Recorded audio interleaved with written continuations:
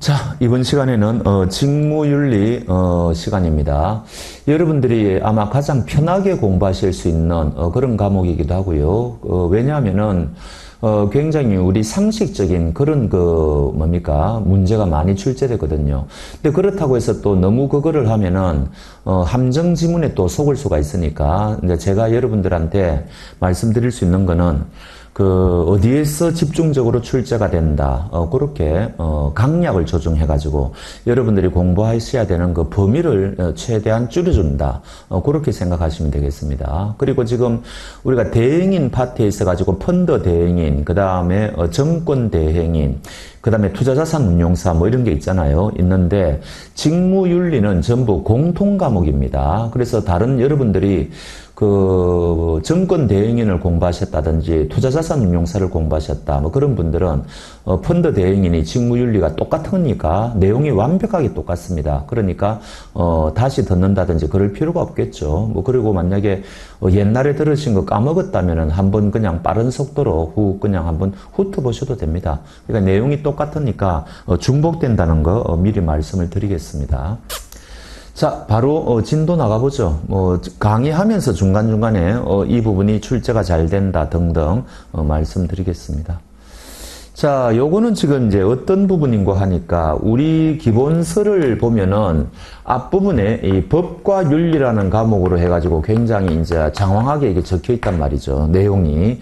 그런데 처음에 이게 법과 윤리가 들어온 게 한 3, 4, 5년 전에 들어왔는데 처음에 들어올 때는 굉장히 양이 많았어요. 한 30페이지 정도 됐다고 할까. 근데 내용을 읽어보면은 도대체 출제할 만한 게 없었습니다. 그래서 여기 시간이 조금 가면서 지금 현재처럼 한 10여 페이지로 이게 줄어들었거든요. 마찬가지예요. 지금 여기 법과 윤리가 우리 기본서에 들어오고 난 뒤에 출제되는 것을 못 봤습니다. 만약에 혹시 출제가 된다 하더라도 여러분들이 알고 계시는 중고등학교 때 윤리 공부 있지 않습니까? 그 수준 그대로 공부하시면 된다. 꼭 그렇게 생각하시면 틀림없어요. 근데 유일하게 앞부분에서 요 부분은 출제가 가능하다는 거죠. 이유가 뭔가 하니까 우리 기본서 뒤에 보면 객관식 문제가 좀 있지 않습니까? 거기에 보면은 이 문제가 있어요. 1번 문제로. 그러니까 이거는 언제라도 출제가 가능하다. 우리가 이렇게 예상할 수 있는 거죠. 참고로 아직까지도 이 문제가 출제가 안 되고 있어요. 최근 3년 동안에. 그래서 저는 이제는 출제될 때가 되지 않았나 그런 생각이 듭니다. 왜냐하면 우리 기본서 뒤에 있는 그 객관식 문제는 어지간한 것은 응용을 해서도 출제를 하고 그대로 출제하기도 하고 그렇거든요. 우리가 그냥 무시할 수 없는 부분인데 이것은 아직까지 출제가 안 됐어요. 그래서 하여튼 이 부분은 여러분들이 좀 이런 문제가 제일 어려워요. 아무것도 아닌데 이 무슨 말인가 하니까 여러분들 기업윤리하고 직무윤리라는 말을 여러분들 평소에 구별하십니까? 그러니까 이런 말을 하는 거죠. 현실에서는 이거 구별 안 한단 말이죠. 근데 이제 이 책을 쓰신 분은 이거 구별한다면 다음과 같이 구별할 수 있다 해가지고 구별해 보겠다는 이야기입니다. 그럼 이게 뭐냐? 기업은 지금 이 기업체 전체 이 기업에 다니고 있는 전체 모든 구성원들이 지켜야 되는 윤리를 말한다. 지금 이런 이야기를 하고 있는 거고요. 그 다음 직무윤리는 이제 이 회사에 다니고 있는 사람들이 맡은 바 직무가 다 다를 거 아닙니까? 그 맡은 바 직무가 공통윤리도 있겠지만 또 고유의 어떤 직무윤리도 있겠죠. 그거를 이야기한다는 거죠. 개개인들이 맡은 업무에 대한 윤리를 말한다. 그럼 시험에 만약에 기업윤리가 이거를 말한다 그러면 이거 틀린다는 이야기죠. 그럼 직무윤리가 이거를 말한다 그러면 이거 틀린다는 말이죠. 그러니까 기가 찰 일이죠. 우리가 현실에서는 이런 거를 구분 안 하는데 책에서는 이거를 구분하고 또 이거를 문제화하니 이거는 우리가 그냥 외워야 된다. 이런 결론에 이르게 되는 겁니다. 그러면은 여기는 이제 모든 구성원들이 지켜야 되는 거니까 굉장히 추상적이다, 거시적이다, 포괄적이다, 우리가 이제 이런 말을 하는 거고요. 그 다음 여기는 굉장히 개개인들이 지켜야 되는 거니까 구체적이다, 미시적이다 이런 말을 할 수 있다는 거죠. 그러니까 이거하고 연결해가지고 보면 되는 거죠. 그러니까 이것도 굉장히 이제 출제를 한다면은 여기에서 또 출제를 하겠죠. 기업윤리는 이런 거다. 그 다음에 직무윤리는 이런 거다. 이런 식으로요. 그 다음에 요거는 회사의 윤리 강령의 형태로 표현된다고 그러고요. 요거는 임직원 행동 강령의 형태로 표현된다고 그러는데 뭐 그거는 뭐 모르겠습니다. 출제될지 안 될지는 뭐 참고적으로 알아놓으시고, 그 다음에 우리가 이제 윤리 경영을 해야 된다고 하는데 이때 윤리는 이거 말하는 거냐 이거 말하는 거, 어찌됐든 직무윤리라고 돼 있어요. 뭐 이거라고 해도 우리가 뭐 할 말은 없죠. 그런데 책에는 직무윤리를 기업 경영 방식에 도입한 것을 우리는 윤리 경영이라고 한다 그러니까 뭐 이거를 또 만약에 그대로 요 문장을 그대로 출제하면은 그냥 우리는 아 이거 맞는 거구나 뭐 이렇게 생각하면 된다는 겁니다. 이런 식이에요. 그래서 이런 문제가 더 어렵고 이제는 한 문제 여기서 출제될 때가 되지 않았나 저는 개인적으로 생각합니다. 그래서 여러분들 나름대로 정리를 잘 하시기 바랍니다. 자, 그 다음에 이제 직무윤리를 왜 지켜야 되느냐, 지금 이유를 이야기하는데 이게 합하면은 10가지입니다. 요거는 이거 무슨 이야기인가 하니까 일반적 이유라는 것은 요거는 모든 기업체가 지켜야 된다 이렇게 생각하시면 되고요. 요게 지금 6가지 지금 예가 나와 있습니다. 그 다음에 이제 다음에 넘어가 보면은 금융투자업에서 지켜야 되는 이유가 나오거든요. 그게 지금 4가지가 나오죠. 금융투자업에서는 요 4가지 이유가 있다는 거 아닙니까? 그러면은 결론적으로 이 금융투자업에서 직무윤리를, 우리는 지금 금융투자업을 하고 있으니까 다음 중 금융투자업에서 직무윤리를 지켜야 될 필요성이다. 아닌 것은 하면은 합해가지고 이제 10가지가 있다는 이야기죠. 그러면 이 10가지를 다 외워야 되느냐? 9가지는 우리가 상식선에서 판단할 수 있으니까 전혀 외우지 않아도 되고 한 가지만 조금 조심하시면 됩니다. 이 문제도 뒤에 문제로 구성이 되어 있습니다. 그리고 옛날에 조금 전에 말씀드린 것처럼 법과 윤리라는 게 우리 기본서에 오지 않았을 때는, 들어오지 않았을 때는 요게 우리 직무윤리의 출발점이었어요. 그리고 그 예전에는 요 문제가 굉장히 출제가 자주 되었습니다. 근데 지금 최근 3년 동안에는 이 문제가 출제된 적이 없어요. 그래서 제가 뭡니까 법규 강의하고 이럴 때 말씀드리지만 좀 문제가 유행을 타는 그런 경향이 있습니다. 집중적으로 뭐 몇 년 동안 출제되었다가 또 출제가 안 됐다가 잊을만 하면 또 다시 출제되고 뭐 이런 식이란 말이죠. 그래서 이것도 지금 언젠가는 또 저는 다시 출제되리라고 보는데 다시 출제된다고 해도 여러분들이 틀릴 만한 부분이 전혀 없다. 아주 쉬운 부분이다. 이렇게 강조를 합니다. 자, 그럼 일반적 이유부터 한번 볼까요? 요거 하나만 신경 쓰시면 돼요. 나머지는 그냥 우리가 뭐 이해만 하고 넘어갑시다. 현대사회는 이제 고도의 정보사회다. 복잡한 시스템의 사회다. 그래서 환경이 굉장히 많이 바뀌었다. 그러니까 고도로 이제 바뀐 사회에 적응하기 위해서는 우리가 법과 윤리를 지켜야 된다. 뭐 이런 말, 뭐 그런 거죠. 그러니까 너무 당연한 이야기니까 뭐 제껴도 되고요.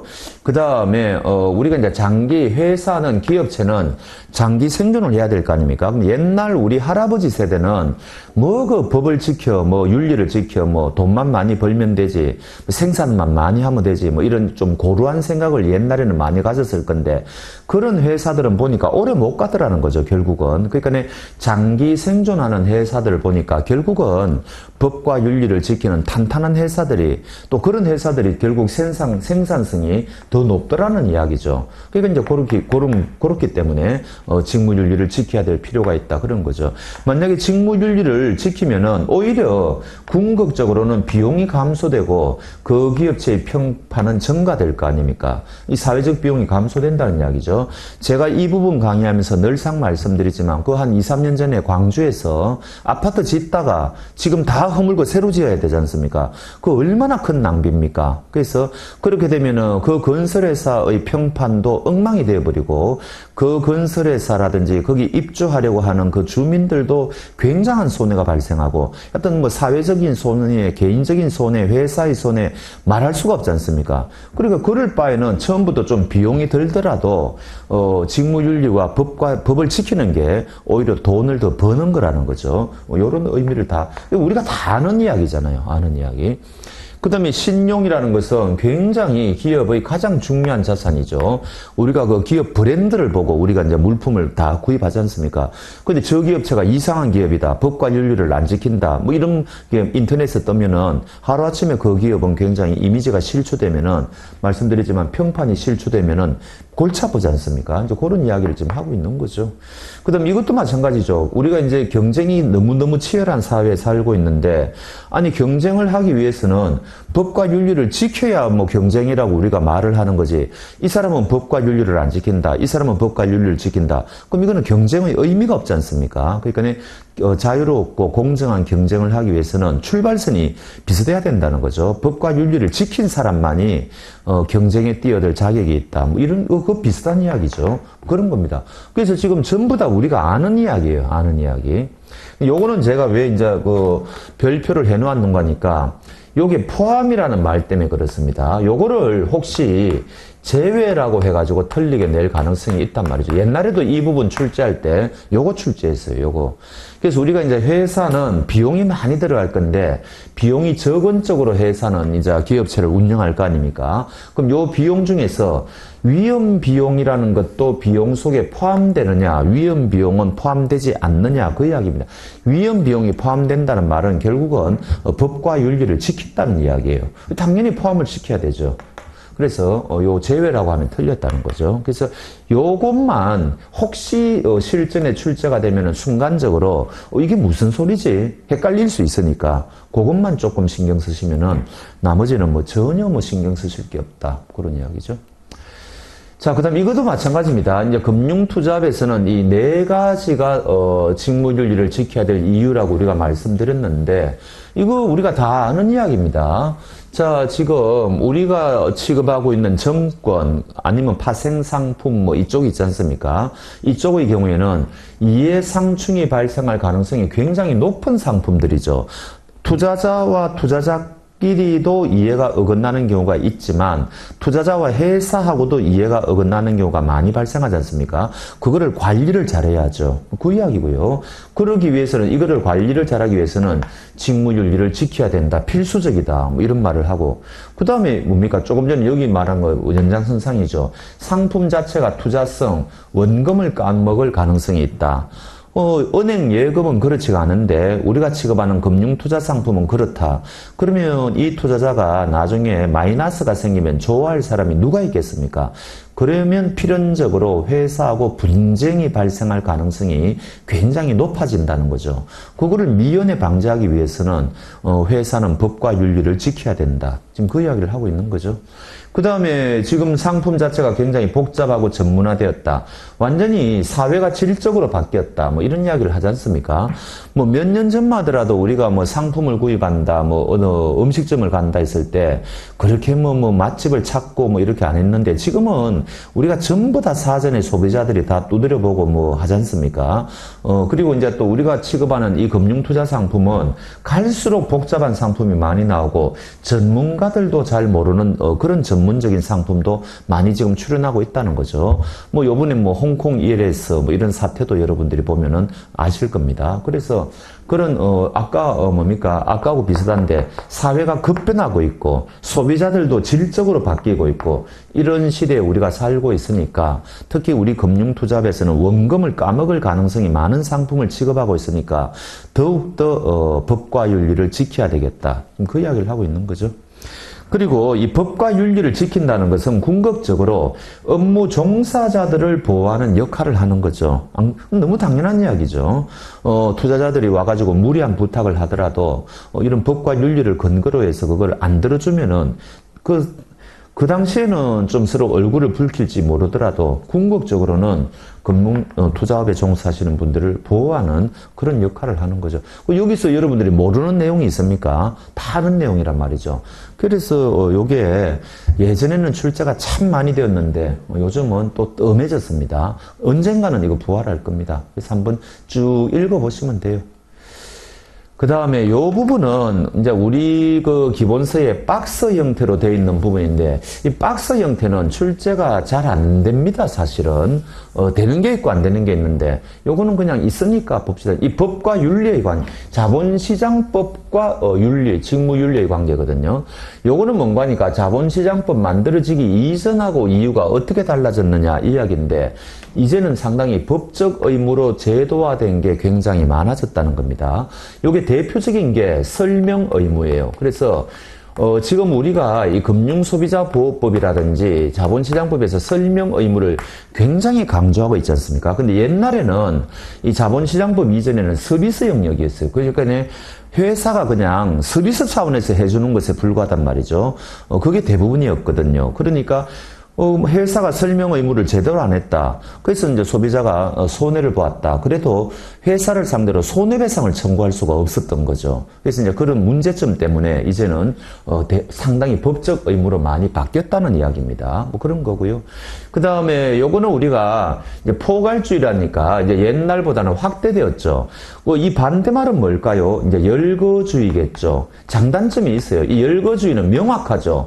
어떤 게 정권이냐 이게 명확하지 않습니까? 근데 치명적인 약점이 법에 열거되지 않은 것은 정권이 아니니까 정권회사가 새로운 상품을 개발하려고 할 때 법을 먼저 바꾸고 난 뒤에 신상품을 개발해야 되는 거. 실제로 2004년도, 2005년도 그때는 그런 일들이 많았습니다. 이 정권회사가 너무 불편하단 말이죠. 그래서 2009년도에 자본시장법 만들 때 요게 이제 포괄주의로 바뀌었다는 이야기입니다. 이제는 일정한 요건만 충족하면은 금융투자 상품이 될 수 있는 거죠. 따라서 이제 적용 대상이 너무 확대되었기 때문에 윤리가 더욱더 중요성이 증대되었다. 뭐 그런 이야기하고, 그다음 우리가 이제 우리 쪽의 특징이 투자자를 전문 투자자하고 일반 투자자로 구분해가지고, 전문 투자자는 자기 방어 능력이 있으니까 그냥 우리가 내버려 두는 경우도 있죠. 표현이 좀 뭐하지만 그게 바로 뭐예요? 적합성의 원칙, 그 다음에 적정성의 원칙, 그 다음에 설명 의무 뭐 이런 거 있지 않습니까? 이런 거는 일반 투자자에게만 적용이 되지 전문 투자자에게는 적용이 안 되죠. 자기가 알아서 할 거니까. 그래서 법적 규제가 완화된다는 게 그런 뜻입니다. 전문 투자자는 적용에서 제외되는 경우가 제법 있다는 거죠. 그렇다 하더라도 윤리적 책임, 직무윤리는 지켜야 되느냐? 그거는 당연히 해야 되죠. 직무윤리까지 전문 투자자에게 제외된다. 그런 말은 좀 이상한 말이지 않습니까? 그 이야기예요. 그러니까 여기도 여러분들이 특별히 모르는 내용이 없어요. 그래서 혹시 앞부분에서 왜 직무윤리를 지켜야 되느냐 했을 때 아까 10가지 이야기하고 여기 있는 3가지 정도 중에서 한 가지를 또 슬쩍 끄집어내가지고 지문 속에 넣을 수가 있습니다. 그래서 제가 요거를 조금 부연 설명한 건데 중요도는 좀 떨어집니다. 이 부분은. 자, 그 다음에 가보겠습니다. 이 앞부분에 이제 서론적인 이야기를 하는데 이게 참 그래요. 벌써 우리가 자본시장법이 만들어지고 난 뒤에 지금 15년 가까이 됐지 않습니까? 그러면 문제가 굉장히 많이 축적이 됐을 건데 옛날 문제하고 지금 문제하고 좀 달라요. 초창기 문제하고. 옛날에는 이런 것도 출제를 했습니다. 옛날에는. 근데 지금은 우리가 이제 최근 3년치 정도의 문제를 그걸 근거로 해가지고 이 부분이 중요한지를 판가름하는 게 이제 필요한데 최근에는 출제된 바가 없어요. 이거 옛날에는 출제가 됐고 또 옛날에는 출제를 한 이유가 사람이 4명 소개가 돼 있었거든요. 지금 여러분들이 공부하시는 책은 책이 상대적으로 지금 얇아졌습니다. 초창기 책은 굉장히 두꺼웠어요. 여러 가지를 많이 설명하다 보니까. 그래서 이제 책을 쓰신 분이 이거는 필요 없다. 이거는 필요 없다면서 책의 두께가 얇아진 겁니다. 지금은 거창하죠. 사상 이 직무윤리가 어떤 식으로 해가지고 형성이 되었나 그걸 지금 이야기하는 건데 옛날에는 여기 4명이 소개되었는데 지금은 2명밖에 소개가 안 돼 있고요. 배번은 또 이거는 일반적인 이야기를 해요. 그 칼뱅이 이제 출발점이라고 보는 것 같아요. 칼뱅 말고도 많겠죠. 근데 우리 책은 칼뱅을 이제 시발점으로 보는 것 같고요. 요거를 이어받아가지고 베버가 이제 서구인들의 문화적 특성을 금욕이다 뭐 이런 식으로 이제 이야기를 했다는 겁니다. 그리고 이제 프로테스탄트 기독교 윤리를 강조하고 뭐 이랬다는 거 아닙니까? 베버는 출제할 게 없어요. 혹시 만약에 여기서 출제를 한다면 칼뱅입니다. 그럼 금욕을 주장하신 분이 뭐 한둘이 계세요. 뭐 서구 중세 사회는 다 금욕을 주장했겠죠. 근데 칼뱅이 특히 이제 그 청교도 정신 뭐 금욕을 강조했다 뭐 그런 이야기고, 그 다음에 뭐 직업 소명론 그래가지고 직업은 하느님이 주신 뭐 신성한 거다 뭐 그런 거겠죠. 그래서 여기에서 얻는 부는 정당하다는 거죠. 그게 축적이 가능하다는 거 아닙니까? 그래서 칼뱅 이전에는 그 중세에는 돈 빌려주고 이자 받는 것도 안 좋게 봤다 그러죠.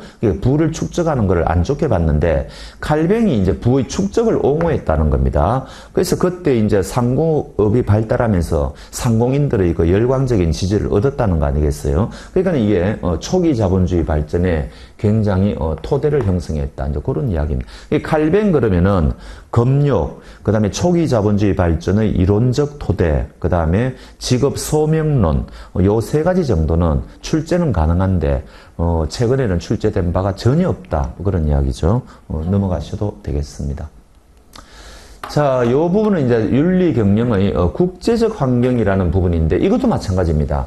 우리 기본서에 보면은 한 2페이지에 걸쳐서 이게 나와 있는데, 혹시 객관식으로 출제한다면은 이거밖에 없어요. 그래서 요 위에 거보다는 요 밑에 게 더 중요한데, 요 이제 국가가 얼마나 부패했느냐, 그거를 파악할 수 있는 지수가 뭐 CPI라고 합니다. 요거 기업체다 그러면 틀립니다. 어디까지나 국가별 부패 인식 지수. 첫 번째 포인트는 이거 어디에서 발표하느냐?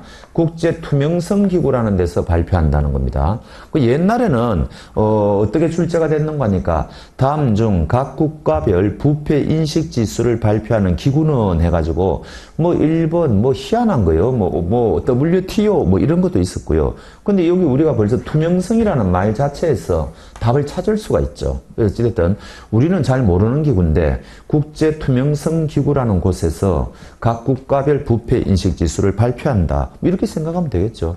그다음에 이제 우리나라는 높으냐 낮으냐 이제 요게 포인트겠죠. 낮습니다. 낮다는 건 안 좋은 거죠. 우리나라는 아직도 좀 외국 선진국에 비해 가지고 부패도가 좀 상대적으로 좀 뭡니까? 안 좋다. 이렇게 지금 평가받고 있다는 겁니다.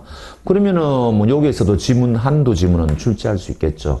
그다음에 이제 OECD가 뭔가 요거는요. 기업체가 지켜야 될 윤리 강령을 발표했는데 요거는 포인트가 뭔가니까 법적 구속력이 있다 그러면 틀립니다. 법적 구속력이 없습니다. 그런데 우리나라도 마찬가지죠. 행정 지도를 하는데 거기에 사실상 구속력이 있지 법적 구속력은 없거든요. 근데 각 기업체들이 다 지키지 않습니까? 그거 법적 구속력이 없다고 해서 그거 무시했다가는 더 큰 화를 입죠. 마찬가지입니다. 이것도 강제 규정은 아닌데 각 나라의 기업들이 다 지킨다고 그럽니다. 그래서 하여튼 우리 객관식 시험용으로는 이런 게 출제가 되는 거죠. 강제 규정이냐 아니냐 뭐 이런 거요. 포인트. 그래서 국제적 환경은 요거 두 가지 정도만 감을 잡으시면 될 거고 이런 부분은 옛날 문제 스타일이지 최근의 문제 스타일은 아니다. 그런 말씀을 드립니다. 자, 그 다음에 국내로 와서는 더더군다나 출제할 만한 게 없습니다. 우리가 소위 말하는 김영란법이라는 것을 이야기하고 있는데, 청탁금지법이 원래 그 법 이름이죠. 요거는 대가성이 없더라도 금품을 수수하면은 제재한다 뭐 이런 건데 참고하시고요. 제가 알기로는 한 번도 출제 안 된 것 같아요. 하여튼 뭐 이런 게 근데 우리 기본서에는 한 2페이지에 걸쳐서 이거를 장황하게 지금 소개하고 있으니까 우리가 그냥 요거 하나라도 그냥 읽고 넘어가자 이런 취지입니다. 요게 또 참 애매한데요. 회사가 윤리 경영을 하고 있느냐고 평가하는 척도가 있어야 될 거 아닙니까? 뭐 여러분들 이거 들어보셨어요? 산업정책연구원이라는 데서 코백스라는 게 있다 그러고 정경련에서 FKI백스라는 게 있다 그러고 서강대에서 소백스라는 게 있다 그러는데 전혀 우리는 모르는 이야기죠. 근데 이거를 굳이 제가 왜 설명을 드리는 거 하니까 요거 위에 거 세 가지는요. 윤리 경영을 평가하는 척도인데 요 밑에 영국의 BITC의 CR 인덱스라는 게 뭐 있다 그러는데 그거는 이 기업이 사회적 책임을 다하느냐 이거를 평가하는 척도니까 요 위에 거하고 요 밑에 거는 완전히 성질이 다르죠. 그래서 요거는 거의 출제될 가능성은 없는 것 같은데 우리 옛날에는 우리 기본서가 지금보다 훨씬 두꺼웠다 그랬지 않습니까? 그때는 우리 기본서 뒤에 있는 객관식 문제도 지금보다 한 배 정도 많았어요. 근데 이제 책이 얇아지면서 객관식 문제도 줄어들었거든요. 옛날에 있던 문제입니다. 이게 우리 기본서 뒤에 다음 중 다음은 뭔가 평가 척도이다. 성질이 다른 하나는 해가 요것을 정답으로 냈어요. 그러니까 요 위에 것들은 윤리 경영을 하고 있느냐 그런 척도인데 요 밑에 거는 기업의 사회적 책임이라. 그래서 저는 강의할 때 우리 기본서 뒤에 이게 있길래 이거 뭐 혹시 언젠가는 출제하려나 해가지고 제가 강의할 때 부지런히 강의했거든요. 근데 제가 알기로는 한 번도 출제 안 된 걸로 알고 있어요. 그러다가 우리 기본서 뒤에조차 이게 없어졌다는 이야기죠. 문제에서. 저는 이 부분은 출제 안 되리라고 보는데, 그래도 우리 앞부분에 너무 그냥 횡 지나가면은 좀 그거 하니까, 혹시 만에 하나 이런 문제도 가능하다. 그거를 지금 제가 말씀드리는 겁니다. 자, 그 다음에, 이제 요거는, 우리가 지금 기출문제는 제가 늘상 말씀드리지만 우리는 지금 투자자산운용사도 참고해야 되고요. 그 다음에 정권투자금융 대행인도 참고해야 되죠. 같은 대행이니까. 지금 그리고 우리가 공부하고 있는 펀드 대행인. 요 세 가지 기출문제, 최근 3년 기출문제를 우리가 참고해야 되거든요. 그리고 직무윤리는 공통과목이라 그랬잖아요. 그러니까 당연히 참고해야 됩니다. 요게 최근에 출제 안 되다가 드디어 작년도에 이게 다시 부활을 했어요. 옛날에는 이거 좀 출제했거든요. 굉장히 쉬운 부분인데 이게 이제 안 되다가 작년에 투자자산운용사인가 펀드 대행인인가 모르겠는데 출제가 됐어요. 제가 좀 놀랬습니다. 아, 진짜 유행이라는 걸 타구나. 돌고 돌아가지고 이 문제는 다시는 출제 안 될 줄 알았는데 또 출제가 되구나. 그래서 우리가 옛날의 기출문제는 하나라도 버려서는 안 되구나. 그거를 제가 좀 느꼈습니다. 이거는 뭔가 하니까 직무윤리를 누가 지켜야 되느냐. 지금 이 이야기죠. 준수자라고 하는 것은. 그러면 당연히 지금 업무 종사자가 지금 지켜야 될 거 아닙니까? 너무 당연한데 업무 종사자 중에서 자격증을 취득하기 전의 사람도 지켜야 되느냐 이런 이야기입니다. 고용관계에 있지 않은 자도 지금 지켜야 되느냐 일은 하고 있다는 이야기죠. 그 다음에 무보수로 일하는 사람도 지켜야 되느냐 이런 의미죠. 아니 당연히 다 포함되죠. 지금 일을 하고 있다면. 그러니까 이거는 하나만 한 이야기죠. 요거보다도 이제 더 시험에 자주 나온 건 이겁니다. 잠재적 고객. 그러니까 우리 회사하고 아직 계약 관계가 없는 사람인데 이 사람을 상대로도 직무윤리를 지켜야 되느냐 지금 이 이야기 아닙니까? 이거 당연히 지켜야 돼요.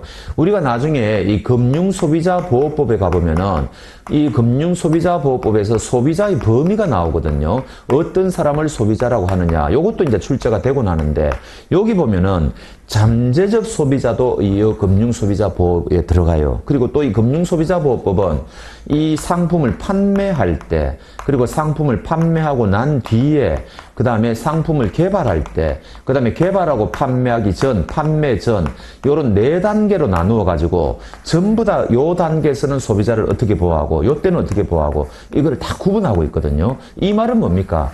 아직 우리 회사하고 계약 관계가 없다 하더라도 잠재적 고객도 우리가 보호 대상이라는 겁니다. 그러니까 당연히 잠재적 고객에 대해서도 직무윤리를 지켜야 되죠. 그래서 요게 이제 옛날에는 틀린 지문으로 많이 출제가 됐거든요. 근데 요게 아니더라도 여기서도 이제 충분히 출제가 가능하죠. 그래서 작년도에 요거는 이제 준수 대상자죠. 요거는 누구고 요거는 이제 대상자죠. 드디어 작년도에 여기서 한 문제가 부활됐으니까 금년도에 이제 심심찮게 출제되지 않을까 싶은데 이거는 한번 들어보면은 까먹어도 되죠. 출제 다시 되더라도 여러분들이 틀릴 만한 그런 분야가 아닙니다. 상식선에서 맞출 수가 있는 거죠. 그래서 제가 한 문제 넣어놓았죠. 한번 봅시다. 관련 문항풀이. 금융투자업자의 직무윤리에 대한 설명으로 보기에서 맞는 것을 모두 고르면 해가지고 요런 박스형 문제가 골치 아프죠. 왜냐면은 이 지문이 이렇게 나와요. 이런 식으로 이제 출제가 되기 때문에 이게 하나라도 모르면은 틀린다는 이야기죠. 근데 이거는 쉽습니다. 무보수, 지켜야 되죠.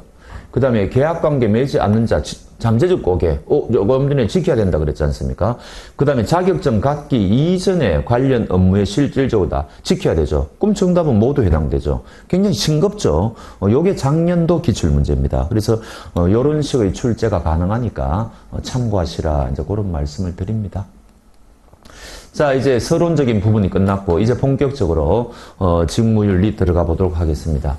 요거 금년도 기본서를 보니까 뒤에 객관식 문제를 새로운 문제를 한 서너 문제 넣어 놓았더라고요. 거기에 보면 이 문제가 들어가 있어요. 그래서 요것도 제가 작년까지도 강의할 때 요거 출제될 때 됐다 해가지고 좀 강조했던 건데 우리 기본서 뒤에도 요게 문제로 새로 들어왔기 때문에 이제는 충분히 출제 가능하다. 저는 그렇게 생각합니다. 무슨 말인가 하니까 회사하고 지금 고객 사이에는 지금 어떤 위임 계약 관계지 않습니까? 그럼 여기서 우리가 이제 신임 의무 믿고 일을 맡긴다. 회사는 신임 의무가 생긴다. 이제 그런 이야기를 하지 않습니까? 그럼 여기에서 직무윤리의 2대 핵심 원칙이 도출된다는 겁니다. 그 2대 핵심 원칙이 뭐냐? 요거를 일단 외우셔야 되겠죠. 뭐가 2대 핵심 원칙인지. 그게 바로 2대 핵심 원칙. 고객 우선하고 신의 성실의 원칙입니다. 정확하게 외우셔야 돼요. 근데 요거는 너무 좀 추상적이죠. 그럼 여기에서 우리가 2대 핵심 원칙에서 뭔가 이거를 구체화할 필요가 있죠. 어떤 게 이런 거다 이런 식으로 구체화, 법제화할 필요가 있지 않습니까? 그게 바로 뭐냐? 이제 앞으로 우리가 공부할 이해상충 방지, 그 다음에 금융소비자 보호 의무 이렇게 되는 거죠. 그럼 지금 이게 네 가지가 나오잖아요. 하나, 둘, 셋, 네 가지가 나오잖아요. 그럼 이거를 마구마구 섞어버리는 겁니다. 그래서 직무윤리의 2대 핵심 원칙은 고객 우선하고 이해상충 방지다. 뭐 이렇게도 출제할 수가 있겠죠. 그럼 이게 막 흔들리는 겁니다. 그러니까 여러분들이 요거를 정확하게 외우셔야 되고, 그 다음에 요거 두 가지는 어디까지나 핵심 2대 원칙을 구체화한 거다. 법으로 상세하게 만들어 놓은 거다. 요런 식으로 이제 하면은 요것도 지문 중에 하나 나올 수가 있습니다. 그런 거죠. 그러니까 요 부분은 정확하게 하셔야 된다 강조드립니다. 자, 읽어보겠습니다. 금융소비자와 금융투잡 종사자는 아까도 말씀드렸지만 이익충돌 상황이 발생할 수 있다. 그건 이제 우리가 별도로 공부해야 되는 거죠. 그래서 이러한 상황에서 금융투잡 종사자는 신임 의무에 근거하여 자신의 이익보다 금융소비자의 이익을 우선적으로 보호해야 된다. 그거를 우리가 뭐라 그래요? 신임 의무에서 우리가 선관주의 의무, 최선을 다할 의무, 선량한 관리자의 주의 의무라 그러죠. 그거를 최선을 다할 의무 또는 충실 의무라고 또 자본시장법에 있습니다. 그래서 요 두 가지 의무는 똑같은 건가 다른 건가? 요거 가지고도 상법학자들은 막 해석을 달리하고 그러거든요. 우리는 다 필요 없습니다. 우리는 똑같다고 생각하시면 돼요. 하여튼 최선을 다할 의무가 있다. 그거를 어떨 때는 선관주의 의무라고 표현하고 어떨 때는 충실 의무라고 표현한다. 뭐 이렇게 생각하시면 틀림없습니다. 넘어가셔도 되고요. 자, 그래서 이제 신의 성실의 원칙부터 보겠습니다. 요거 한 문제 출제할 수 있어요. 그다음 조금 전에 말씀드린 2대 핵심 원칙하고도 이제 같이 연결해가 출제할 수 있는데, 그런데 옛날보다는 중요도가 약간 줄어든 게 재작년까지는 여기에 판례가 하나 소개되어 있었고, 그게 왕왕 출제가 되었습니다. 근데 판례라는 거는 A는 B다 그래가지고 외우지 않으면 그거 틀리거든요. 그러니까 그 판례를 모르시는 분들은 이 부분이 굉장히 어렵게 이제 느껴지는 거죠. 참고로 우리 직무윤리에서 판례가 출제되는 적은 없습니다. 근데 옛날에 신의 성실의 원칙은 이상하게 판례가 하나 소개되었었다는 거죠. 근데 작년부터 드디어 그 판례가 빠졌어요. 이걸 우리가 좋아해야 될지 싫어해야 될지 모르겠습니다. 오히려 저는 있는 게 더 나은 것 같아요. 그러면 우리가 한 문제 더 맞출 수 있는 보장이 있기 때문에. 근데 지금은 그게 빠졌기 때문에 상대적으로 신의 성실의 원칙은 옛날보다는 출제 빈도가 저는 줄어들지 않았나 그렇게 생각합니다. 어찌됐든 신의 성실의 원칙은 모든 법의 대원칙이죠. 자본시장법에도 있는데 여기 보면은 신의에 쫓아, 신의, 성실, 그 다음에 공정하게 뭐 이런 말이 나오고요. 그 다음에 회사와 임직원은 정직, 그 다음에 신뢰, 그 다음에 여기 또 신의 성실의 원칙 이게 나오지 않습니까? 이거를 왜 제가 가로넣기 한 줄 아십니까? 지금 우리 기본서 뒤에 요거는 객관식 문제로 있습니다. 아직도. 다음 중 가로 안에 적당한 말이 순서대로 지금 나열된 것은 정답은 정직, 신뢰, 신의 성실의 원칙이거든요. 너무 문제가 좀 유치하죠. 근데 이런 문제도 내더라는 겁니다. 그 다음에 요거는 제가 기본서가 두꺼웠을 때 객관식 문제가 많았다 그랬잖아요. 우리 기본서 뒤에. 그때 이 문제도 있었어요. 요거 가로, 요거 가로, 요거 가로. 요거를 가로를 두 개 쪼갰다는 겁니다. 얼마나 유치합니까? 근데 그런 문제도 있었다는 거죠. 근데 요거는 이제 문제가 빠져 있고, 요거는 지금도 우리 기본서 뒤에 문제가 있습니다. 하여튼 요런 문제도 가능하다는 거, 그거 하나 말씀드리는데, 근데 이거는 너무 좀 유치해가지고 출제 잘 안 할 것 같아요. 그 다음에 아까 말씀드렸지만 모든 단계에 걸쳐서 최선을 다해야 되죠. 판매할 때만 최선을 다하는 게 아니고 판매하고 나서도 그 다음에 상품 개발할 때부터 얕은 최선을 다해야 된다. 그런 말씀을 아까 드렸고요. 요게 이제 제일 중요하죠. 우리가 이 부수 의무라는 말이 뭘까요? 우리가 무슨 계약을 체결하면은 가장 기본 의무가 발생합니다. 그 다음 기본 의무는 요거는 계약 내용을 보면은 알 수가 있어요. 그런데 거기에 파생해가지고 여기에 뒤따르는 부수 의무라 그러는데 이거는 너무너무 다양하기 때문에 우리가 계약서나 이런 거에 법에 규정하기가 힘듭니다. 예를 들면은 펜션에 불이 났을 때 펜션 주인은 혼자 도망가지 말고 투숙객들을 대피시켜라. 이런 게 계약서에 있습니까? 없단 말이죠. 그렇지만 우리가 상식적으로 그렇게 해야 될 거 아닙니까? 그런 거를 우리가 기본 의무에 따르는 부수 의무라 그러는데 요거는 어디에서 근거를 찾을 수가 있느냐? 신의성실의 원칙에서 찾을 수가 있어요. 신의칙이라 그러거든요. 그러니까 이게 판례가 굉장히 많이 형성이 되어 있는데 지금 그 이야기 하는 거죠. 그래서 우리가 기본 증권회사하고 고객하고 계약을 맺으면 기본 의무가 있겠죠. 그거 말고 부수적인 의무로서 또 고객을 보호해야 될 여러 가지 주의 의무가 발생할 수 있다는 거죠. 근데 이거는 너무너무 다양하기 때문에 우리가 그냥 이렇게 추상적으로밖에는 할 수가 없고 막상 이제 문제가 됐을 때 법정에서 판사가 요 경우에는 요 정도 주의 의무가 회사가 있다 그러면 있게 되는 거고 이거는 없다 그러면 없는 겁니다. 그러니까 요거는 사실 판례 공부하는 거예요, 사실은. 그렇습니다. 어찌됐든 부수 의무다. 의무는 의무죠. 법적 의무입니다. 기본 의무도 법적 의무고 부수 요 둘 다 법적 의무죠. 법적 의무예요. 그러니까 만약에 이거를 위반하게 되면 어떻게 됩니까? 돈 물어줘야 되죠. 불법 행위를 했으니까 책임이 발생한다는 말은 손해배상 책임이 발생한다는 겁니다. 그럼 요 부분에서 아마 만약에 신의성실의 원칙이 출제가 되면은 요게 출제가 될 겁니다. 옛날에도 출제가 됐고요. 신의성실의 원칙은 윤리적 의무에 불과하지 법적 의무는 아니다. 이런 식으로 이제 출제한단 말이죠. 그러면 그거는 틀렸다. 그렇게 감을 잡으시면 되겠습니다. 자, 그래서 그런 거고 그 다음에 이해상충 방지 의무로 넘어가 보도록. 신의성실의 원칙은 끝났어요. 자, 그 다음에 이제 우리가 이제 이해상충 방지와 관련해 가지고 굉장히 좀 이야기를 많이 해야 되는데 아까도 이야기했지만은 회사하고 투자자 간에도 이해가 많이 상충하겠죠. 회사는 수수료 많이 챙겨가려고 그럴 것이고 투자자는 이익을 많이 가져가려고 그럴 것이고 이해가 어긋나지 않습니까? 그래서 이때 어찌됐든 우리는 회사는 소비자 고객의 이익을 최우선으로 하여 업무를 수행해야 된다. 고객 우선의 원칙이다. 아까 그런 말씀을 드렸잖아요. 근데 요게 약간 신경 쓰셔야 됩니다. 이게 무슨 말인가 하니까 결과에서만 소비자의 이익을 최우선으로 하면 되느냐. 우리는 이제 이 법을 공부하는 사람들이니까 과정에서도 그래야 된다는 이야기입니다. 현실적으로는 우리가 투자자들은 통장에 돈이 많이 들어오면 제일 좋은 거죠. 그 과정에서 뭐 약간의 법을 위반했다, 직무윤리를 위반했다. 그러면 에이 그럴 수 있지 하면서 우리가 그냥 넘어가지 않습니까? 현실은 그런데 우리가 법을 공부할 때는 그런 말 해서는 안 되죠. 과정에서도 법을 어기면 안 된다는 겁니다. 직무윤리를 어기면 안 된다는 거죠. 그래서 시험에서는 결과에 있어서 최선을 다하면 된다. 이러면 뭔가 뉘앙스가 이상하죠. 그거는 틀린 지문입니다. 그래서 결과뿐 아니라 과정에서도 최선을 다해야 된다. 요게 이제 포인트인데 요것도 마찬가지예요. 옛날에는 이 표현이 출제가 많이 됐거든요. 근데 최근에는 뜸합니다. 별로 출제가 안 돼요. 요것도 마찬가지입니다. 요게 작년에 한번 출제가 되나 지금 약간 헷갈리는데 요거 출제할 때 됐어요. 그러면 여러분들이 틀릴 리가 없죠, 이거. 과정에서도 최선의 결과를 도출하려고 노력해야 된다. 그 다음 요거는 저는 여기 이제 왜 그러면 이렇게 발생하느냐 해가지고 요게 사지선다용으로 출제하기 좋아가지고 이거 출제할 수 있는 거 아니냐 이렇게 유심히 지켜봤는데 한 번도 이게 출제가 안 됐어요. 그래서 요거는 아마 출제가 잘 안 될 것 같습니다. 요것도 그런데 상식적으로 업무 범위가 겸용을 이제 많이 하죠.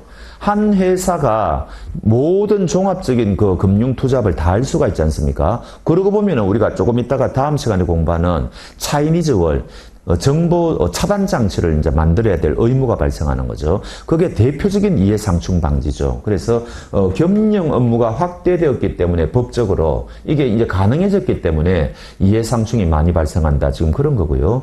그 다음에 이게 항상 우리가 하는 게 이게 최고 문제죠. 정보의 비대칭, 개미 군단, 일반 투자자들은 도대체 저 회사에 무슨 일이 발생하는지를 잘 모를 거 아닙니까? 그런 이야기죠. 그래서 금융투자업자가 금융소비자의 이익을 희생하여 자신이나 제3자의 이익을 추구할 가능성이 어느 업종보다도 높은 분야가 지금 이 업종이죠. 요런 이제 문제가 있다는 겁니다. 정보의 비대칭. 그럼 요거는 회사 내부 문제라고 그러는데, 특히 우리가 이제 합병 같은 거를 추진할 때 미공개 중요 정보 같은 거를 그 회사의 그 정보를 우리가 이 업무 종사자분들은 일반인보다 먼저 할 거 아닙니까? 그거를 뭡니까? 이용해가지고 거래해버린다. 이거를 우리가 뭐라 그래요? 내부자 거래 뭐 이런 걸 하죠. 그러면은 당연히 일반 여기 뭡니까? 우리 정권은 뭐 제로섬 게임이니까 얘가 만약에 돈을 벌면 다른 사람들은 필연적으로 마이너스가 될 거 아니에요. 그래서 이런 문제가 또 있다는 겁니다. 그래서 공적인 업무 영역에 뭐 어쩐 이런 미공개 중요 정보를 이용하는 경우 이렇게 된다 뭐 이런 건데, 글쎄 출제된 적은 한 번도 없습니다. 한번 쭉 들어보시면은 여러분들이 무슨 말인 건 알겠다. 이해는 하실 겁니다. 그 정도 하시면 충분하고요. 그 다음에 오히려 그러면은 우리가 이해상충이 발생하는 예가 굉장히 많은데, 뭐 선행매매라든지 뭐 스캠핑이라든지 굉장히 많은데, 그런 것들은 우리 책에 소개가 안 돼 있고 과당매매가 소개가 돼 있어요. 과당매매. 그러니까 우리가 고스톱을 쳐도 일시적으로는 우리가 딸 수 있는데 밤새 거치면은 결국은 어떻게 됩니까? 본전이나 마이너스가 되지 않습니까? 이것도 마찬가지죠. 과당 매매를 하게 되면 투자자는 결국은 손에 가져가는 게 적을 거 아니에요. 그 대신 회사는 수수료를 많이 챙겨가겠죠. 그래서 이거 이제 하면 안 되는데, 이 과당 매매를 판단하는 기준이 있다는 겁니다. 요게 이제 4가지 기준이 있는데, 요게 시험의 단골 문제예요. 제가 보기에는 이거는 최근 3년 동안에 한 번도 빠지지 않고 출제가 되었습니다. 그리고 뭐 1년에 막 2번 시험을 치면 한 번 정도는 꼭 출제가 되는 그런 영역이거든요. 이거는 그냥 여러분들이 공부하실 때 무조건 출제된다 이렇게 생각하시는 게 속 편합니다. 이게 이제 수수료가 너무 많다면은 과당 매매일 가능성이 좀 크다는 거죠. 그럴 거 아니겠습니까? 그 다음에 이 사람의 재산, 그 다음에 이 사람이 투자하려는 목적, 거기에 비해서 적합하지 않다면 과당 매매일 가능성이 크다는 거죠. 뭐 그런 거고. 그 다음에 이 사람한테 뭐 투자 권유를 했는데 그게 타당하지 않다. 그러면 또 과당 매매일 가능성이 좀 크다는 거죠. 그 다음에 이 사람이 위험을 잘 인식을 못하고 있다. 그러면 이제 과당 매매일 가능성이 크다는 거죠.